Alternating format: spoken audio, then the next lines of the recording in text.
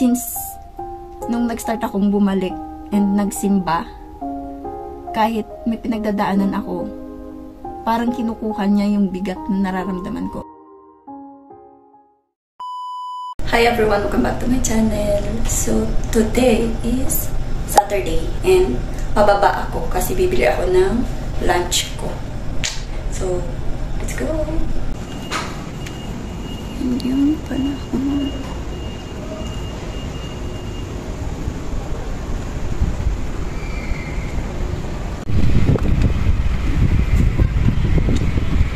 Yan, merong activity yung mga bata kahit Sabado.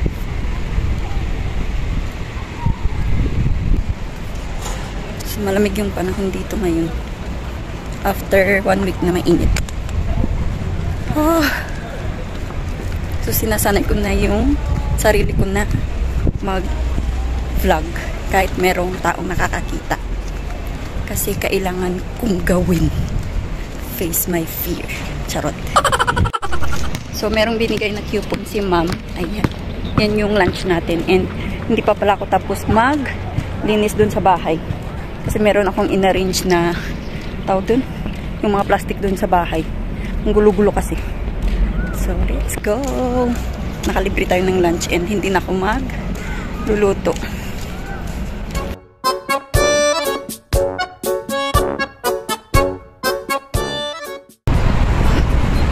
Lamig.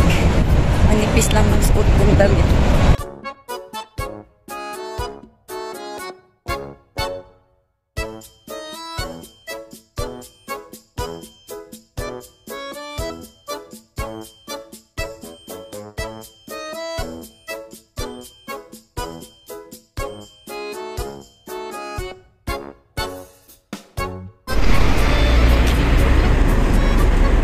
So, ito yung bus station. Dito tayo dadaan.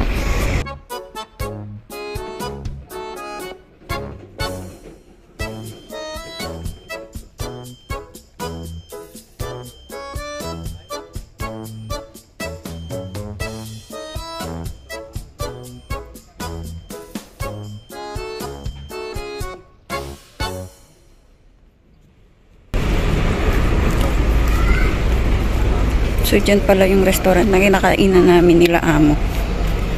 Ayan. Ayan, dito yung McDonald's.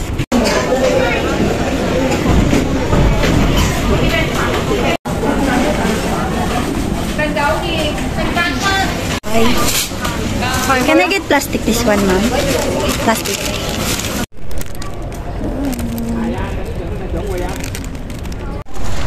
So, tapos na and nakuha ko na. So, wala palang bayad to.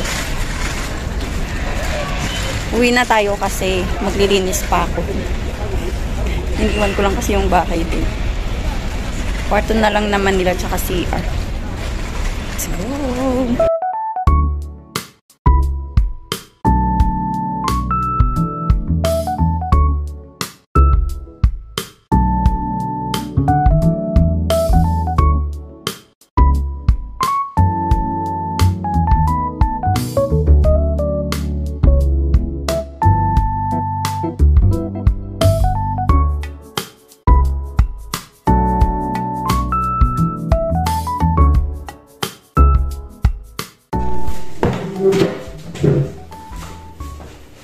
Charan! So, andito na tayo sa bahay and kakain muna ako kasi 12:56 na ng hapon. So, ito yung free ng McDonald's and isang burger. Ayan. Thank you so much, ma'am, sa free lunch. Ayan. Akala ko kasi may bayad. So, ito lang yung lunch natin. And nagugutom na ako kasi konti lang yung kinain natin. Umalis na pala sila. Nakulinto ko na ba? Umalis sila. And hindi ko alam kung dito sila kakain mamaya. Mag-message lang daw si ma'am sa akin. Kain tayo, guys. Ayan.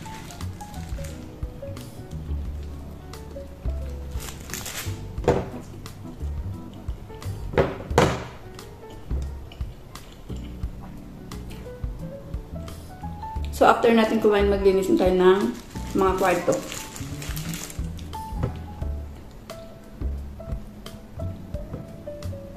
Grabe, sobrang bilis ng araw, guys. Sabado na naman.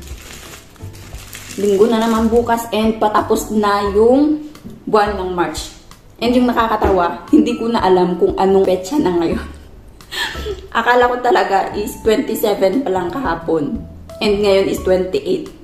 Yun pala, 29 na ngayon. And kahapon pa pala yung 28. Diyos ko, Lord. Grabe. Ilang buwan na lang, tatapos na naman yung 2025, guys. So, sana maraming blessings ang dumating pa sa atin.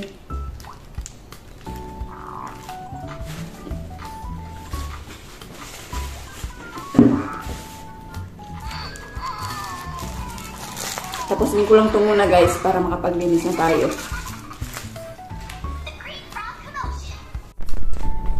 So, mag-start na akong magligpit. Ayan. Kwarto nila amo. And then, ito yung kay Alagat. So, ito, tapos ko na siyang linisin and magsasampay muna ako. Then, ito. Mga banyo. So, dito muna ako sa banyo namin. Kasi, lalagyan ko ng Cef yung mga pader. Kasi, madumi. So, ibabad ko lang muna to, guys. And then, mamaya na natin hugasan. Kasi, parang ilang beses ko pa lang ito mahuhugasan kasi ayaw ni ma'am na araw-araw hinuhugasan.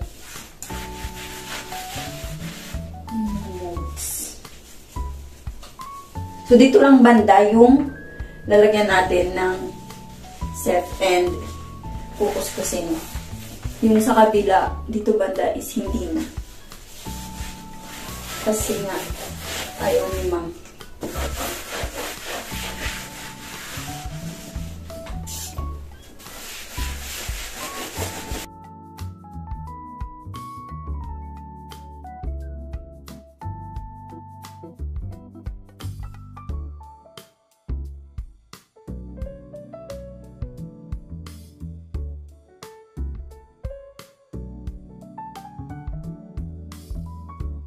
So, ayan. Iwan muna natin yan dyan. And then, balikan ko na lang mamaya. Sasampay muna tayo ng nilabhan ko.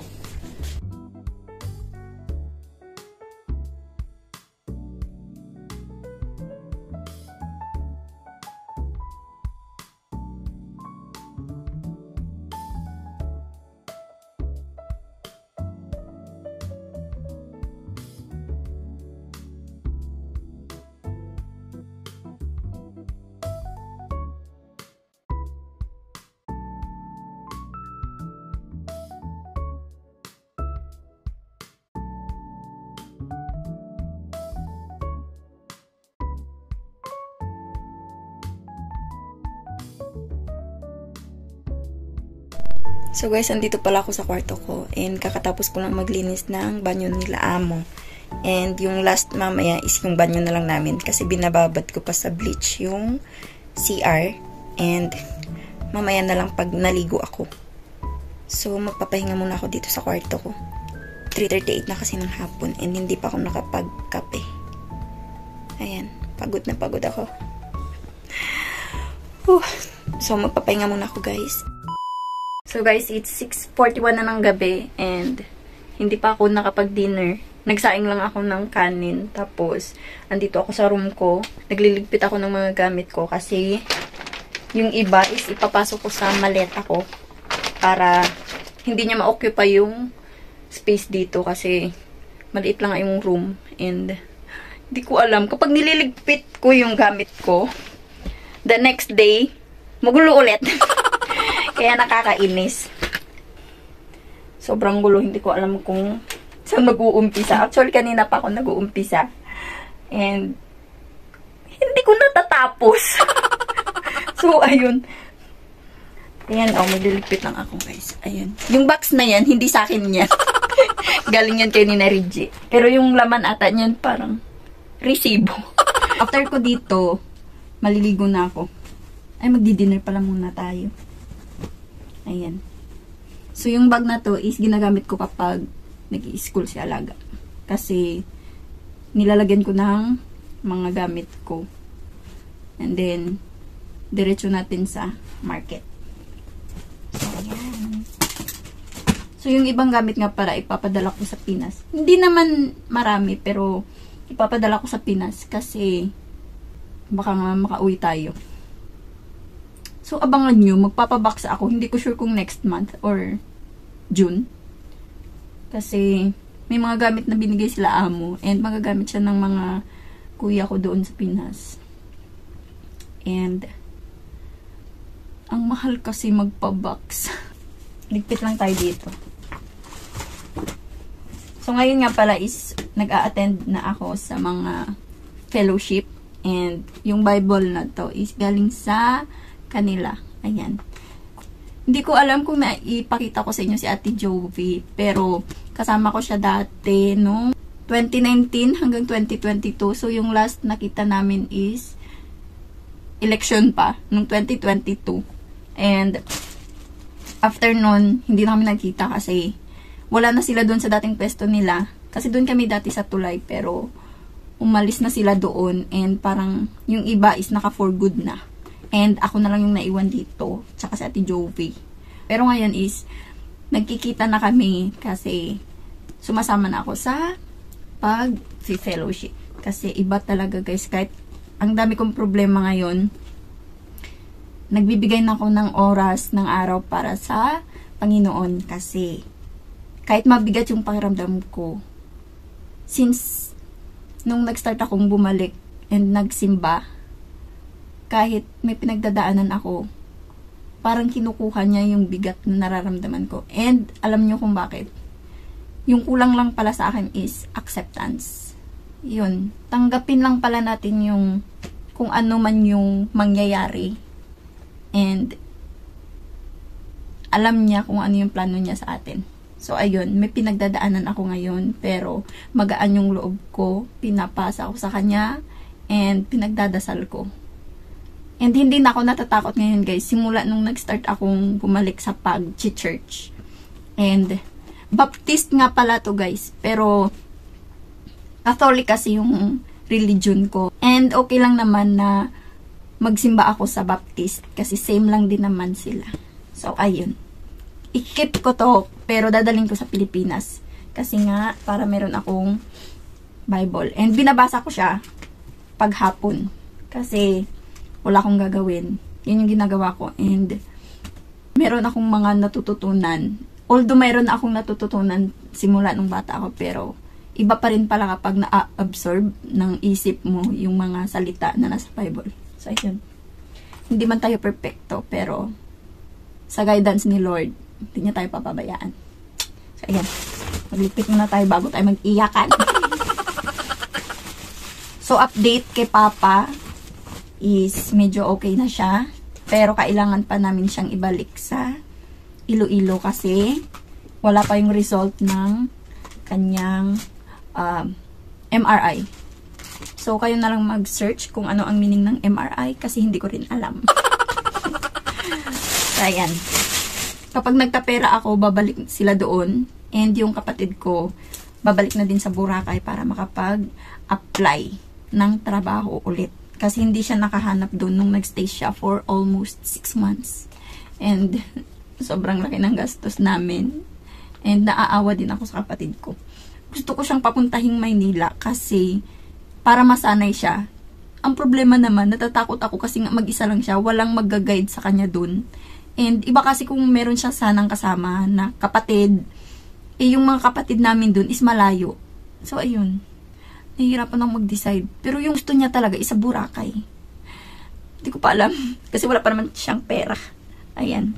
So, ako pa rin naman yung gagastos nun. And, hindi ko alam guys. Kung hindi ko kasi siya tutulungan, hindi siya makakaalis dun. So, ayun. Bayan.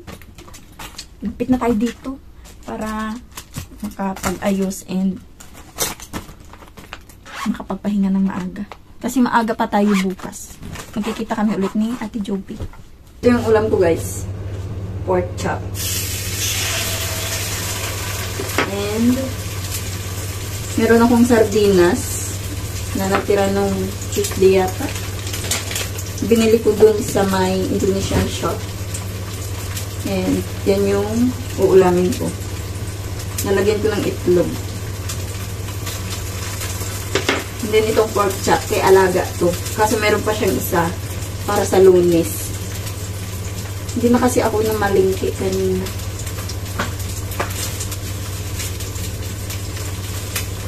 So, tapos dito, maliligo na tayo. 7:23 na pala ng gabi. And magluluto pa lang tayo.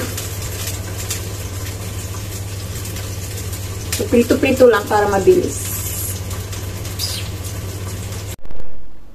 So, ayan. Tapos na tayong magluto. Kain tayo, guys.